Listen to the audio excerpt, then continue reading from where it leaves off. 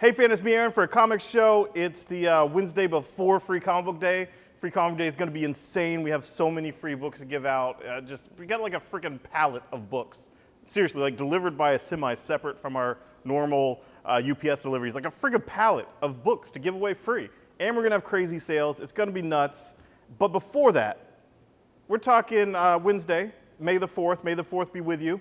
We're going to have all of these Star Wars books free. The True Believer Star Wars Shattered Empire. You got a book on covers so you can see all the variants. This crazy droids book. You got the classic Star Wars, Chewbacca, Kanan. I love the Rebels show. Lando was badass. And then the big ones, Star Wars and Vader. And we're not just doing that. We're doing comics and crafts. And we're big on the craft part this time. It's not just craft beer this time. We're literally doing crafts. Like I have a woman coming in, and she is going to be heading up us doing BB-8 perler art. Like I bought thousands of little perler beads, and we're going to be making these cute little BB-8s and ironing them, and we'll have them. You can make them into keychains. You can make them into like hair barrettes. It's gonna be awesome. And yeah, so may the 4th be with you. And this week, also Poe Dameron. Poe Dameron #2. There's more stuff with Captain Phasma in this issue than in that whole movie. So if you like Captain Phasma, you want more Captain Phasma, it's here. And I love Poe Dameron. I just love the guy. I mean, he is just sexy as hell. I mean, that guy has charisma to spare. Like, I love that man. Like, seriously, I'd follow him anywhere. And moving on, Punisher #1. This is the standard classic Punisher artist, Steve Dillon, and it looks a lot like the Garth Ennis and Jason Aaron Punisher because it's that artist that drew for them, but it's Becky Cloonan writing it. And when I first heard it, I'm not saying I'm sexist, but I'm saying like, Becky Cloonan on Punisher? And then I remembered the Meyer, and I remembered these award-winning things of hers that I got that were pretty damn hardcore. And I'm like, yeah, chill on that sexism, Aaron. You know, this is probably gonna be badass, and it's probably good to have different voices on Punisher, and just stop being an idiot. And I read it, and I loved it. So hey, there's that. So Becky Cloonan, love her art. Her writing's great too. There. And Gwenpool, for all you guys that didn't buy Howard the Duck for the backups, they put all the backups here as Gwenpool 0. Massacre. For the people that didn't buy it in Spanish or did buy it in Spanish and were very frustrated that they don't speak Spanish, can't read Spanish, this is translated to English. But the kick is, it's translated with a Google Translator, and it's freaking hilarious. All the tenses are wrong. It's awesome. Moving on, Invincible Iron Man, introducing a new hero who doesn't have a name yet. It's a black female. It's already been on Bleeding Cool and whatnot. Riri Williams, and cool. Civil War 2 is coming. Get some new characters out of it. Let's go. Moon Knight 2, Moon Knight 1 was crazy instant sellout. I didn't order it heavy enough. I apologize. I'll have the second print. I'm sorry, everyone. I let you down. I did order it heavy. I love Jeff Lemire. I love Moon Knight. But and 2 is more of that awesome. More of just that insanity that I love about Moon Knight. And Daredevil Punisher. This is a miniseries crossover. And yes, it was made because of the Netflix TV show having Punisher in it with Daredevil. It's like, oh, what do we have to put out with this? Here's the thing, though. Here's the authenticity. It's written by Charles Soule, who writes the regular Daredevil book, and it's in that continuity. So it's almost like this was going to be issues of Daredevil by Charles Soule, and it even has the sidekick from that and all that. But he's doing an Elektra story in that, so this is over here. So get this and enjoy it. If you get Daredevil, you'll probably want it. Moving on, there was really not much to talk about DC this week. I mean, there's some cool stuff. I got shorted a few things. I got shorted Batman, Superman, so I can't talk about that.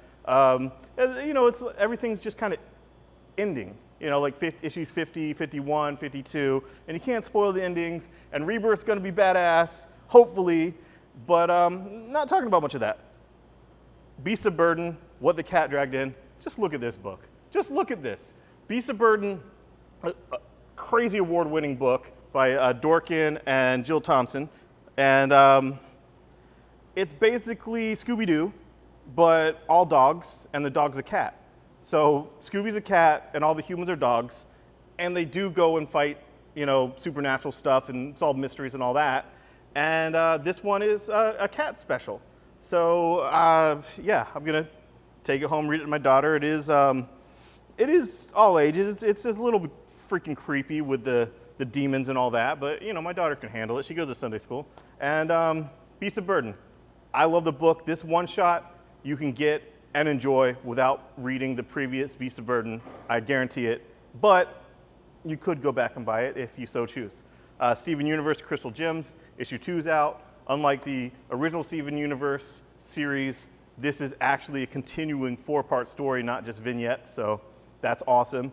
Dungeons and Dragons is out by Zub, and cool. I mean, Rat Queens is going on hiatus, so Dungeons and Dragons, right here to fill your Rat Queens, that hole that it's gonna leave for however long it's on hiatus.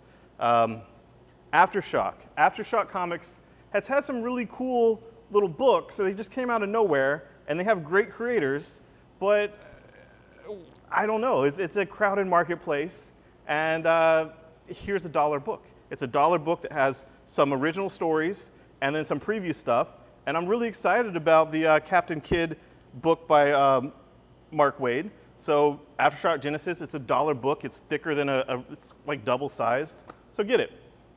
Okay, this book, from when I first heard about it, I was sold. I mean, here's the pitch. It's Renata Jones, the 1%. It's a superhero called the 1%, and what he does is he kills people of the 1%. Like, seriously. Warren Ellis says it's a sort of hallucinatory rage pop Punisher from Occupy. It's gorgeous and also demented. So basically, if the Occupy movement had their own Punisher, this is what it was. And it's pretty messed up, and I really enjoyed it. And the tagline is, the super rich are super effed. So, if that does anything for you, that's what you're gonna get. Moving on, Cinema Purgatorio.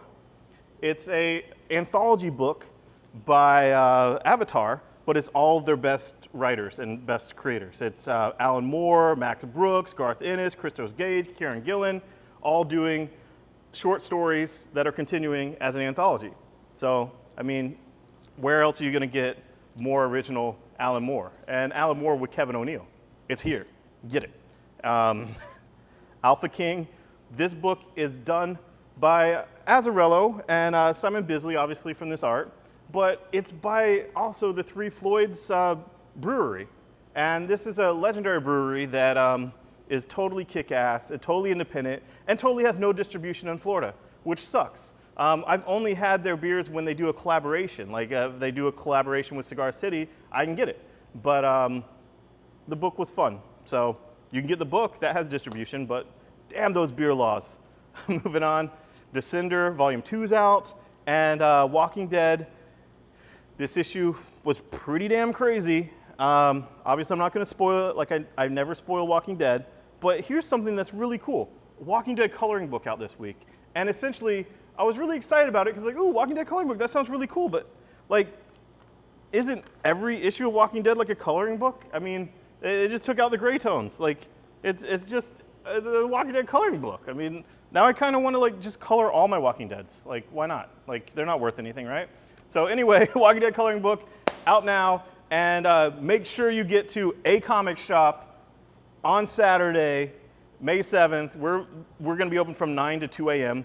And that's A Comic Shop, our comic shop, or A Comic Shop, a comic shop where you live. That's what I did there with the name, because I had that plan the whole time.